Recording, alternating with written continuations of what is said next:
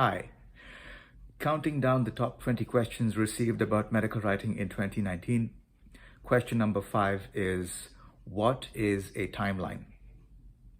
I think this is an interesting question because the word timeline appears so often in descriptions about medical writing. It appears so often on job requisitions and job descriptions and summaries about medical writing. When you look online at a medical writing role, there is almost always a bullet point there that says experience with managing timelines or experience with driving timelines forward. So this begs the question, what is a timeline? A timeline is a lot like a map. The only difference is that a map gives you information about locations. A timeline gives you information about events that need to take place. Any timeline answers 3 basic questions: what, who, and when. And more often than not, a timeline has these 3 columns. The first column is what, meaning what is the process happening? Is it developing the first draft? Is it having a kickoff meeting? Is it developing the second draft? Is it copy editing? Is it submission? What is it? What is the process? That's the first column. The second column is who.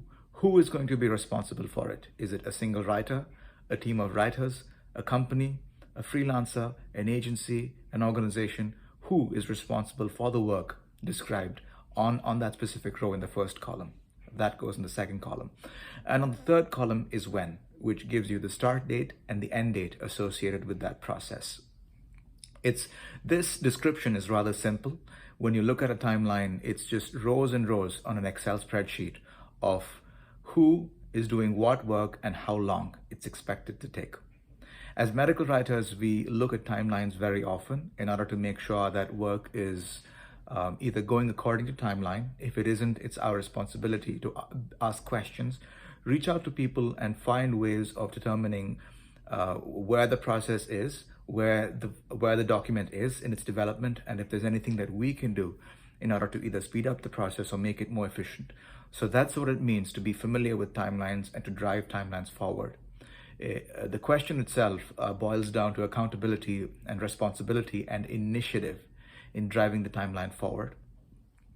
As a medical writer, I begin my day on a Monday morning looking at timelines, looking at lots and lots of spreadsheets of all the timelines of all the projects I'm working on, and ending the week on a Friday evening, again by looking at timelines to get a sense of what's on track, what's ahead of track, what's delayed, and what can I be doing the following week in order to make sure that everything is running according to the timeline.